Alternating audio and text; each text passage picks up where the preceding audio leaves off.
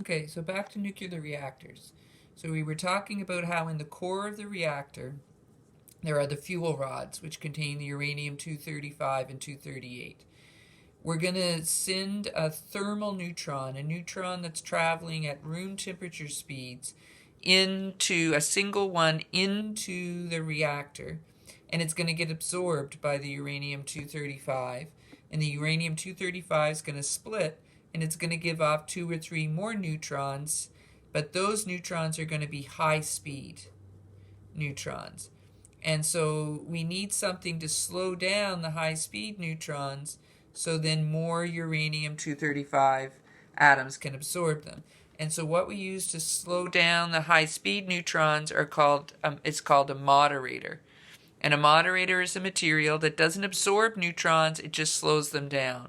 So it allows the neutrons to run into them, slowing them down, making them thermal, so then they can get absorbed by more of the uranium-235. The moderator would be all in among the fuel rods, okay? A second vital piece of equipment that has to be inside the reactor are called the control rods. And the control rods do exactly what their name implies. They control the rate of the reaction. And we use them to do that by raising them or lowering them. So the more they're raised, the less of the rod that's in the reactor. And control rods love neutrons. They suck up every available neutron they can find. So if the control rods are deep into the reactor, then they're sucking up a lot of neutrons. If they're only a tiny little bit into the reactor, then they're not sucking up as many neutrons. So the deeper you put them into the reactor, the more neutrons they will suck up. If you lower them all the way down, all the way in, then the reactor goes into what we call shutdown. So when they're lowered, when the control rods are lowered all the way into the reactor, they are absorbing all of the neutrons that are available. And so the nuclear reaction, the chain reaction stops. That's the safety feature in nuclear reactors. When anything goes wrong, the first thing they do is try to lower the control rods in to shut down the reaction. Sometimes it doesn't work because remember, you're generating 2 times 10 to the 13th joules of energy in a microsecond.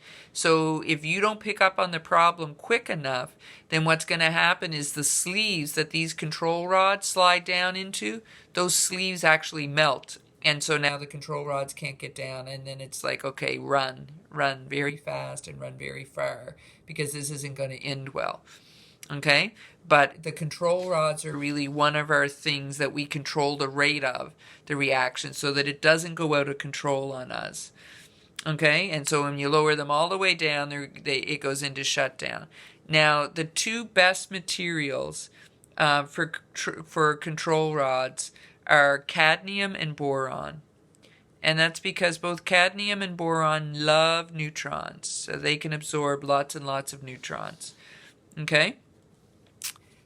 The other vital piece of equipment that you need in your reactor is the coolant.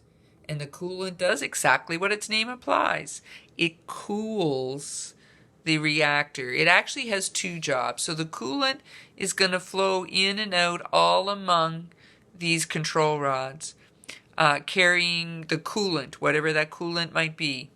And so it does 2 things. One, it keeps the temperature inside the core of the reactor at a low enough point that it's not going to melt everything in here.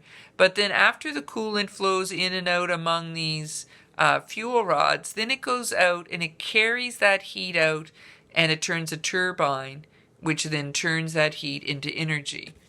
Let me just show you. This picture is actually better than mine. I know, it's hard to believe, eh? So the coolant, now I can't see where, the coolant would be this piece here. So it's purple before it gets heated. Here are the control rods. It gets heated up and it turns red, and then it comes out and it runs through this separate thing of liquid, and it heats that liquid to the point water until it causes steam. The steam turns the turbine and it comes back around. So the coolant doesn't actually, it's always in a contained loop. It doesn't actually mix in with the water, but it's heating the water to form steam. The steam's turning the turbine. Okay, so that's in your textbook on page 648 if you want to take a closer look at it. Okay, some of the best coolants. So the coolant has two jobs: to cool the reactor, but also to create energy. So it carries, the coolant itself carries the heat out and turns it into energy that we can use. The best coolants, water and heavy water. So a lot of reactors use the same thing for the coolant as they do for the moderator. Okay? Other coolants would be molten sodium, helium, carbon dioxide, but water and heavy water would probably be the most common. Now, one could get radioactive leaking. Remember when I was showing you that picture with the purple and the red? If any of that coolant were to leak into the other water that was being heated up outside the core of the reactor, that's called radioactive leaking. And if that happens, then it means like things are contaminated. You'll notice if you do a little survey of reactors in the world that most of them are built on a body of water. And that's so they always have that constant supply of water that they can use to generate their electricity. Unfortunately, it usually also means that that water gets somehow somewhat contaminated because they dump some of their radioactive waste into it. If something happens and the coolant isn't circulating quick enough, well enough, then we talk about the reactor having a meltdown. And again, exactly what it says, the lining of the fuel rods and the sleeves that the control rods will slide into begin to melt, and then that's when you know you're in big trouble. Okay, there was one other thing I was going to say there, but I lost it. All right, you have to have some shielding on your reactor.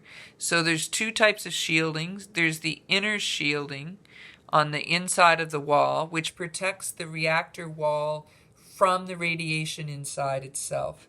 Okay, and it's usually a steel lining shielding. And then there's the outer shielding, which is usually few inches of concrete. And that's protecting everybody outside. So the inner shielding is protecting the reactor wall. The outer shielding is protecting the people and things on the outside. I know what I was going to say. Back to the coolant. When a reactor goes into shutdown, when you put the control rods all the way in, you still have to keep running the coolant because remember uranium-238 is radioactive. And so even though there's not fission happening, there's still energy being given off. And so you have to continue to run the coolant. And it's why most reactors have backup generators so that if the power goes out, they can drop the control rods down, but they still have to pump the coolant through to carry off the excess energy from just the natural radioactive decay. It's also what sometimes goes wrong, like in Japan. So in Japan, when the earthquake hit, the control rods immediately dropped down and shut down the reactor, and everything was fine. The backup generators came on and began to pump the coolant through using the backup generators. But then the tsunami hit, and the backup generators weren't high enough up. They weren't right on the ground, but they weren't high enough up, and they got carried away by the tsunami. And so then in the end, what happened was Japanese workers went in to hand pump the water through the reactors. And I can remember when they were interviewed saying, don't you know this is a death sentence? You're being exposed to so much radiation by doing this. And I can still remember one guy saying, yes, but I'm trying to save my city. Because he knew if he didn't do it and the reactor overheated, it would explode and it would wipe out the whole city. And I'm sure there's a number of those guys who are definitely heroes who did that, who are probably no longer with us. All right, the one last thing we have to talk about, and we'll run out of time and I'll come back to it in the next video, but it's radioactive waste. And we already talked about it a bit. Those those fuel rods, once they're spent, once they're all used up, have to go somewhere.